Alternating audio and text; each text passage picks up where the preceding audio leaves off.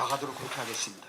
지금 이 종부세법이 이제 개정이 돼서 이제 아주 큰 폭탄이 됐는데, 이 정부가 들어서 우리 이제 세금 쪽의 얘기입니다. 이거 제일 먼저 한 일이 뭐냐 하면은 우리 세제실장부터 목을 딱 잘랐어요. 세제실장이라는 자리는 나라를 지키는 금융과 세제가 제일 중요하거든요. 그래서 항상 세제실장은 1급 공무원이 차관으로 올라갑니다. 예외가 없이 올라갔습니다. 근데 이 정부 들어서 오자마자 딱 잘라버렸어요. 그러니까는 세제실에 있는 모든 공무원들이 얼어붙었습니다. 이 종부세가 2005년도 만들어질 때 이제 이 정부에서 세율을 많이 높이려고 그랬어요. 근데 세제실에서 2.7% 이상이 올라가면 20년 되기 전에 있는 집이 다 뺏기니까 이런 법은 있을 수 없습니다. 이래가지고 세제실 공무원들이 많이 반대를 해서 그때는 좀 완화되어 있는 첫 번째 종부세법이 만들어졌었어요. 근데 이 사람들이 그때가 노무현 대통령 때니까 딱 공부를 했지 않습니까? 아, 세제실을 못 잡아가지고는 안 되겠다. 이래서 세제실부터 목을 딱 잘라버린 거예요. 그래서 참 그런 일로 해서 이것이 이제 벌어졌는데, 그런 내용 좀 이따 하시고, 지금 종부세의 위헌 청구 건수가 이제 지난주에는 170건씩 하루에 들어옵니다. 170건씩. 근데 이제 어제부터 이제 일주일 지났거든요. 이제 230건으로 좀 늘었습니다. 저희들이 전화 안내팀이 4분, 또 우리가 문자로 받는 사람이 3분, 인터넷 이렇게 받는데 너무 많이 밀려와서 많은 분들이 전화 통화가 안 된다, 이렇게 얘기를 하시는데, 하여튼 좀 늘리긴 해야 되는데 뭐 원체 많이 하시니까 참 불편을 좀 끼치고 있는 그런 상황입니다. 그래서 좀 이 종부세 위헌 청구가 이제 다음 주부터 들어서면 400명, 500명대로 올라가고 더 많아질 거로 예상하고 있습니다.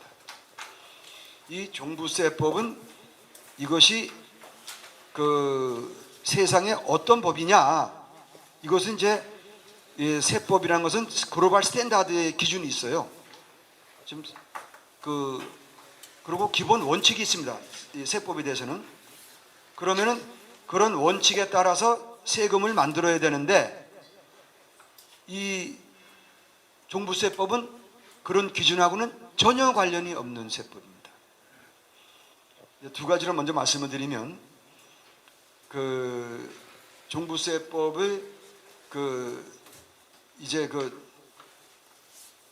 세계화가 비교했을 때 아주 두드러지게 나타나는 4가지를 먼저 말씀을 드리면은, 이중과세 문제 많이 보셨잖아요. 그죠? 한 과표를 가지고 이중과세를 때리는 나라는 어디도 없고 우리나라 역사상에도 이번이 처음입니다. 그리고 세금 폭탄, 이것은 7.2%까지 때립니다. 최고가. 그런데 이 종부세가 이것이 보유세냐 부유세냐, 이건 부유세라고 말하기도 어렵고 부유세라고도 말하기 어려운 괴물세법인데, 어느 나라고 지금 부유세 때리는 나라는 없고요. 프랑스가 한 2년간 있었습니다. 그리고 이제 재산세는 어느 나라가 다 있고요. 그런데 세계적으로 최고 세율이 1%입니다. 1%. 1% 넘는 나라는 아주 드뭅니다.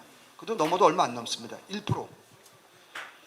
그리고 미국 같은 경우는 캘리포니아주는 취득 가격의 1%를 때려요. 그럼 우리나라로 치면 0.3%밖에 안 되는 겁니다. 근데 7.2%라고 하는 세율은 이거는 있을 수가 없는 겁니다. 이것은 세계에 비교할 수가 없어요. 그리고 이제 차별과세의 문제인데, 두 가구가 있다, 또 자기 집이 하나다, 집이 3개다, 이런 거에 따라 가지고 세금 차이가 10배, 17배 차이 납니다. 이거는 조세는 조세 평등주의라고 있어요. 평등권에 입각한 조세도 평등하게 내게 된다. 똑같이 미란 뜻이 아니고 담세력에 의해서 소득에 의해서 차이를 두되 같은 기준은 같은 세금을 매겨라 이 돼 있어요. 이 종부세법 하는 재산세는 세계적으로 다 단일세율입니다.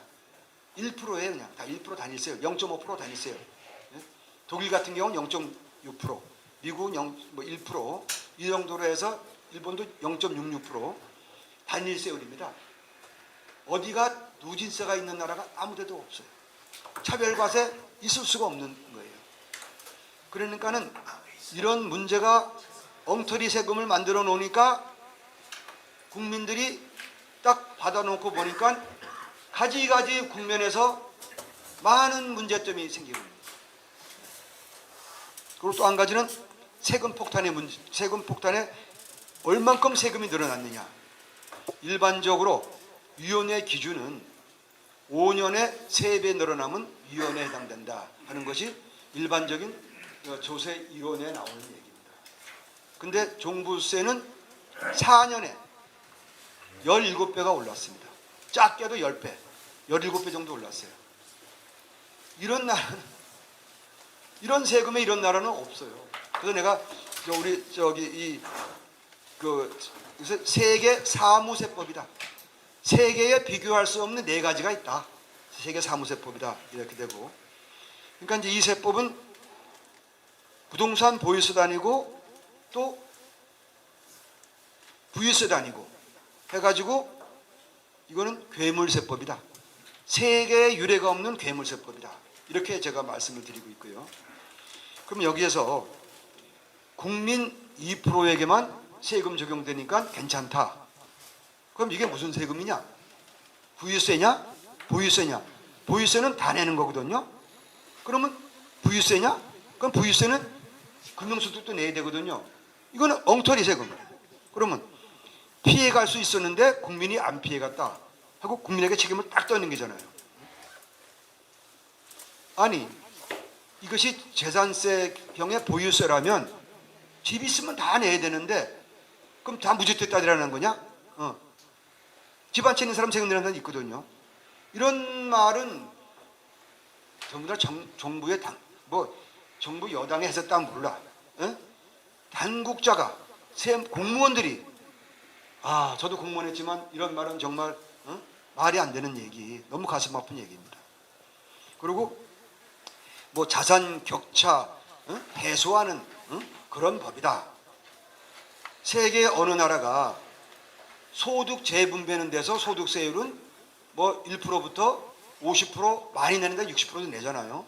우리나라는 50%까지 올라오고 그랬는데 그거는 소득 중에서 내니까 관계없어요. 근데 재산을 재분배하는 세법은 세상에 없습니다.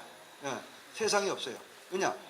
재산, 소득을 정부에서 받아들여서 소득 가지고 예산을 쓰는 건 되지만 우리 국민의 재산을 뺏어서 전쟁 때가 아닌 상태에서는 재산을 뺏어서 나라의 살림에 쓰거나 이런 것은 있을 수가 없는 겁니다. 왜냐? 자유주의 민주주의과는 제일 근본이 뭐냐? 사유재산 제도를 보호하는 겁니다. 사유재산 제도의 근간이 흐트러지면은 이거는 있을 수 없습니다. 그러면 이제 오늘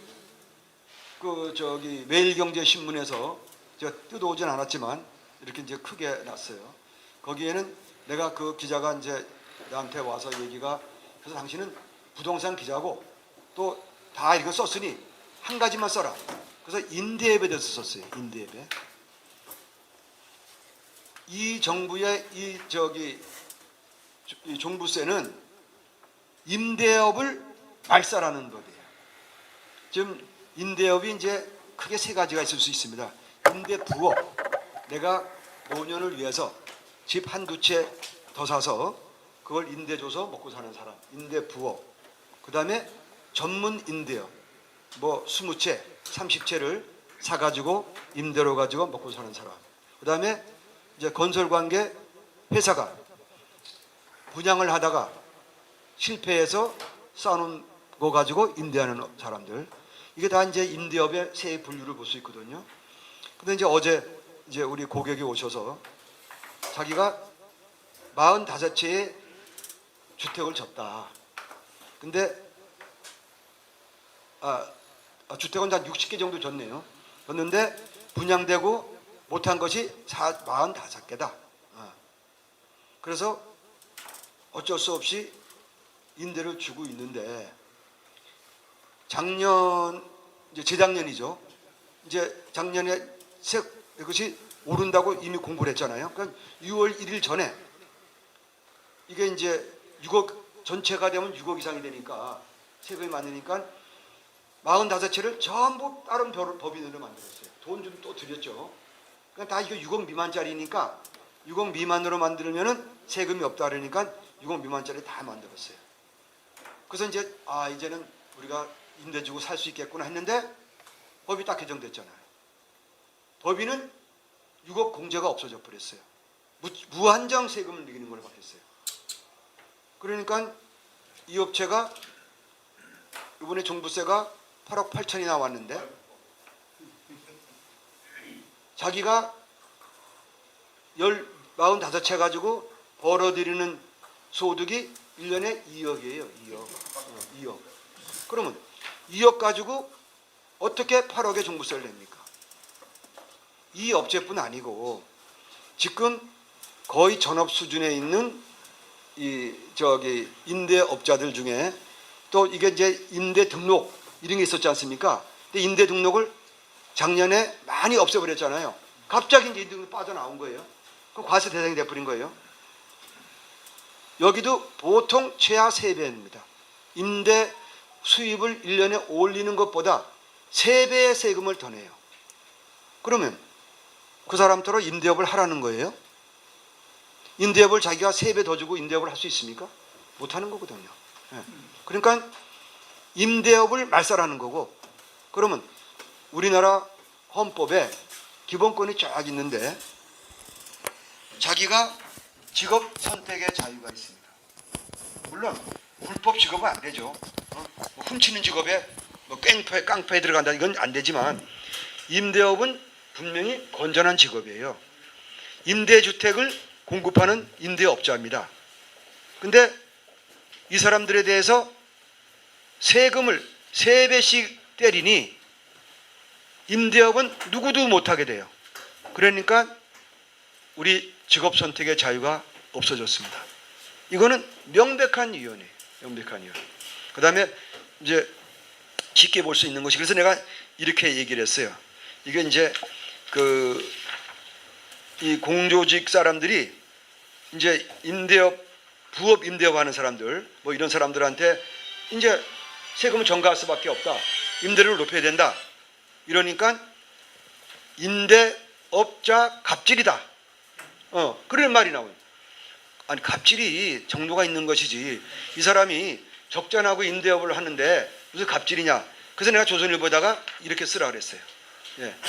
임대업자의 갑질이 아니라 재산권 침해하는 정부의 갑질이다. 그래서 내가 조선일보에다가 이렇게 한번 써라. 예. 그래가지고 조선일보가 좀 크게 이렇게 써줬습니다.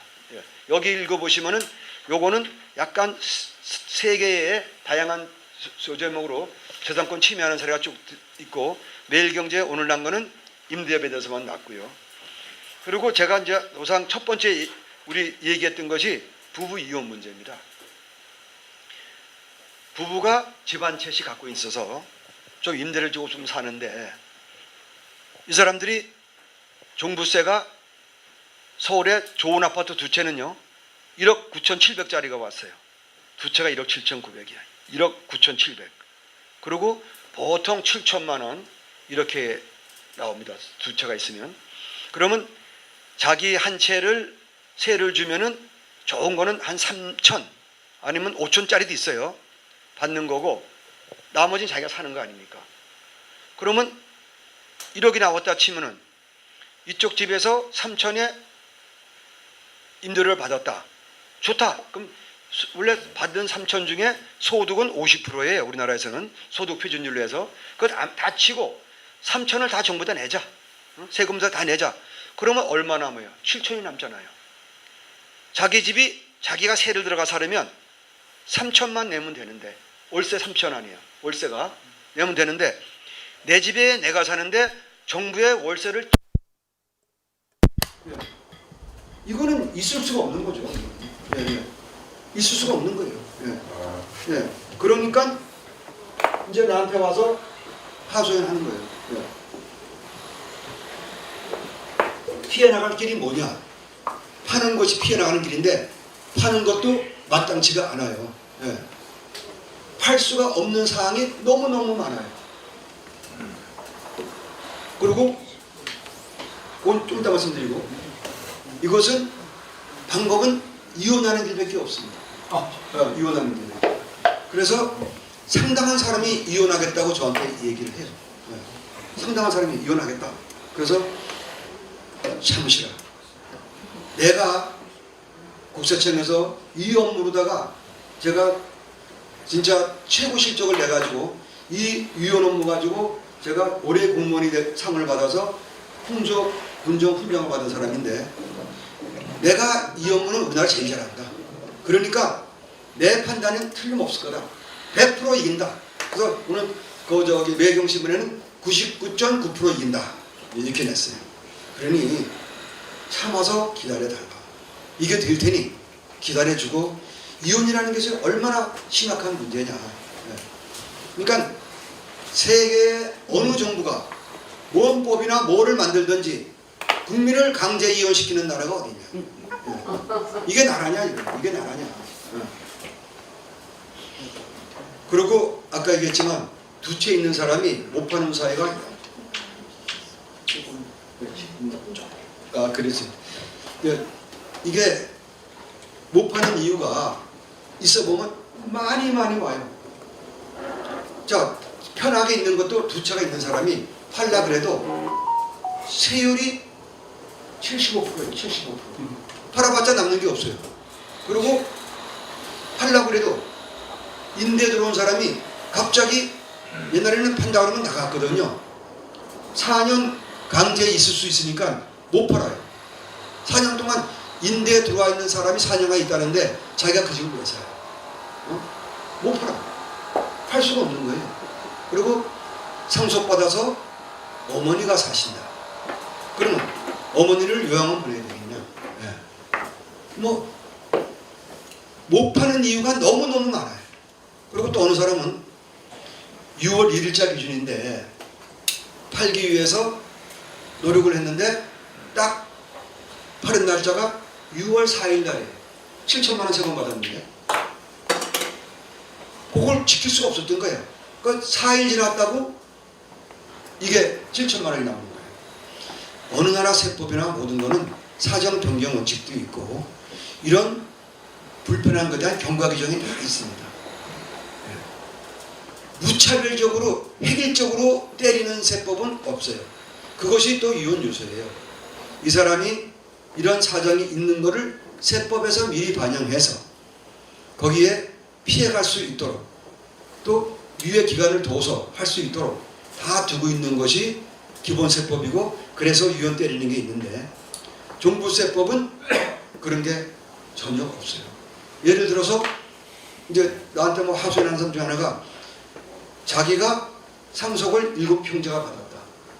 그러면 20%도 안 돼요. 자기 지분이. 그 집이 3천만 원짜리예요. 어머니가 살던 집이니까. 그럼 자기 지분으로 하면은 500만 원밖에 안 돼요. 근데 그 지분 자기가 10몇 프로 있다고, 자기 장남이라고 자기한테 때리는데 4천만 원 세금을 딱 때리는 거예요. 그거 없으면 세금이 없어요. 그것 때문에, 그러니까 이 사람이 알았으면은 무슨 소리가 헐든지 뭐 하든지 하는데 국민이 다 어떻게 합니까? 응? 그렇게는 모르거든요. 자기 나라 또 아버님 돌아가시는 일정을 늦게 돌아가시라 이렇게 할 수도 없잖아요. 이게 종부세입니다. 이게 종부세. 그래서 너무 한심한 우리 종부세인데 저는 이렇게 얘기합니다. 그러면 종부세란 무엇이냐? 그래서 여기도 그 써줬어요. 얘가 이거는 말이 세법이지 세법이 아닙니다. 이거는 부동산 벌금입니다. 부동산 벌금이에요. 다주택자, 법인 소유자에 대한 벌금을 딱 때리는 겁니다. 이게 세금이라는 것은 우리 4대 의무가 있습니다. 4대 의무 중에 제일 중요한 게 국방의 의무와 조세의 의무입니다. 그걸로 나라가 지탱되고 살아가는 거거든요. 그런데 세금은 그래서 신성한 의무입니다. 굉장히 중요한 의무고요. 이러한 세금을 가지고 까부는 국민이다, 뭐 우리 편 아니다, 이래서 응징적으로 세금을 때린다는 것은 이거는 국민의 신성한 의무를 완전히 짓밟는 거예요. 예. 이건 있을 수 없습니다. 국민의 신성한 우리 의무는 그대로 잘 따르도록 합리적으로 국민의 저항을 최소한 줄여가면서 이렇게 낮은 자세로 그걸 일해가야지. 자기가 정권 잡았다고 나는 어느 칼에다 쓸 수 있어, 니네 나 반대편이지, 그냥 맞아봐, 세금 가지고 그래서는 안 되는 겁니다. 그래서 참 자세한 내용은 이걸 좀 읽어보시면 되고요. 이 투기 억제라는 문제가 이게 나오지만 이 투기 억제는 세금으로 다스려서는 안 돼요. 주택 공급으로 다스릴 거고 또는 수요를 분산시켜야 됩니다. 이 정부가 처음 들어서서 한 것 중에 하나가 자사고 폐지입니다. 자사고 폐지. 그리고 이 재건축 규제. 그래서 내가 딱 그때 볼 때 이건 세금 폭탄을 때리겠구나 해서 준비를 시작했어요. 네. 이건 틀림없다. 교육적 측면도 있지만 주택 수요 분산에 큰 역할을 했어요. 강남에 몰리는 것이 분산을 시켜서 집값 오르는데 막는데 큰 도움이 됐는데, 얘들이 순수한 교육 목적이 아니라 분명히 집값을 폭등시켜서 종부세를 때려서 뭐 더 이상은 내가 말 안 하겠지만 이렇게 할 의도를 가지고 했다. 난 이렇게 보는 겁니다. 그래서 그렇게 나오는 거예요. 그래서 이거는 지금 종부세 때려가지고 집값이 잡혔나요? 모든 학자들은 종부세 때린다고 해서 집값이 안 잡힌다. 공급을 늘려라. 근데 이 정부 들어서 공급을 더 억제해서 30% 정도 평균 정부보다 공급을 덜 했어요. 이건 다 의도적인 문제가 있다고 저는 봅니다. 그래서 시간 해가지고요. 이제 하고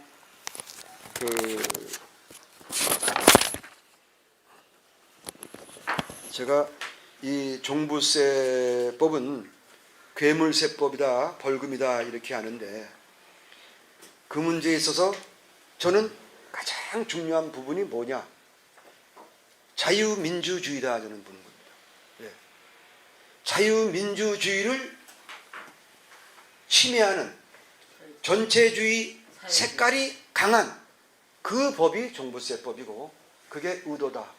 저는 공직자로서 충분하게 살아왔고 또 사실 편하게 살고 있는 수준입니다.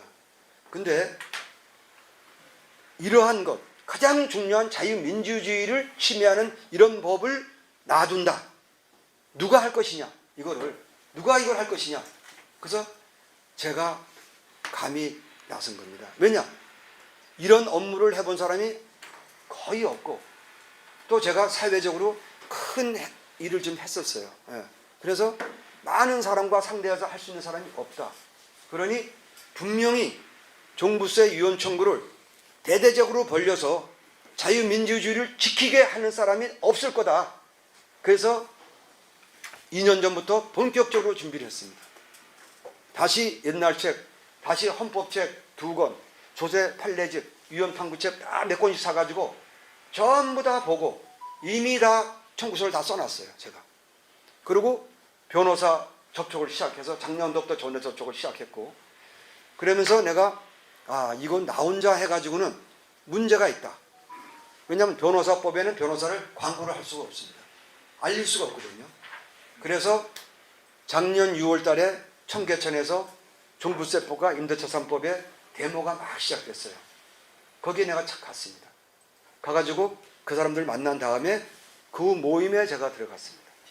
들어가서 내가 공동대표로 그 사람들이 추천해 줬고, 그 사람들한테 종부세법 위헌 청구는 나한테 이름해 달라. 이건 그분들은 법을 전혀 모르는 분들이니까. 그래서 2년 전부터 준비해서 작년도에 종부세법 이거 위헌 청구 시민연대를 만들고 변호사들하고 다 접촉을 해서 이렇게 온 겁니다. 그래서 저는 이게 내 인생의 마지막 사회 봉사다. 그래서 마누라한테 그랬어요. 내가 여기에 4억 이상의 돈이 들어갈다. 이거 하려면 4억 이상 돈이 들어가는데 내 판단에는 좀 잘 안 되면 2억 손해를 본다. 2억 손해를 보니까 당신이 양해해달라. 내 마지막 봉사다. 우리가 2억 없다고 내가 죽는 사람 아니다. 그러니까 마누라가 양해해 줬습니다. 왜냐 혼자는 다 못하는 거니까. 그래서 제가 2억 손해를 볼 각오를 하고 이제 시작을 했는데, 지금 같은 추세라면은 손해는 안 볼 것 같습니다. 근데 제일 더 문제는 제가 일요일 토요일 뛰고 퇴근 11시에 해서 집에 가고 뭐하고 하면은 12시 전에 잘 수가 없습니다. 그럼 뭐 또 갑자기 뭐 생각나면 새벽에 또 있나고요. 아침 되면 또 전화가 오기 시작하고요. 그래서 이제 몸이 가장 어렵다 이렇게 생각하고 있는데, 하여튼 우리 자유민주주의를 지키기 위해서 또 국민들의 재산권을 보호하기 위해서 이 일을 해야 되는데 저 혼자의 힘으로는 모자라니까, 우리 참 여기 계신 분들은 얼마나 고귀하신 분들이십니까? 더 많은 분들이 아시잖아요. 그러니까는 꼭 주변 사람들한테 종부세 위헌 청구, 어느 분은 60만 원짜리가 하시는 분이 있어요. 근데 하지 말라 그랬어. 왜 60만 원짜리가 하느냐? 하지만 나는 화가 나서 한다. 이건 도저히 못 하겠다. 그래서 100만 원 전후되는 사람이 많아요. 나는 환급 받는 돈이 중요한 게 아니다. 나는 참여하겠다. 이런 사람이 많은데 여기 계신 분들이 많이 얘기해 주셔가지고 많이 좀 참여해서, 어느 변호사분이 사모님이 왔어요. 그래서 남편한테 그랬대.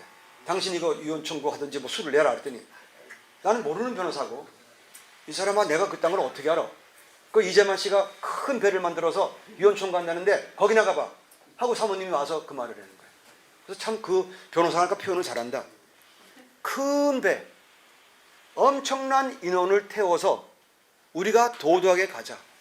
그래야지 이길 뿐 아니라 이 땅에 이런 법이 다시는 안 생긴다. 그렇게 생각하고 있습니다. 많이 좀 도와주시기 바랍니다. 감사합니다.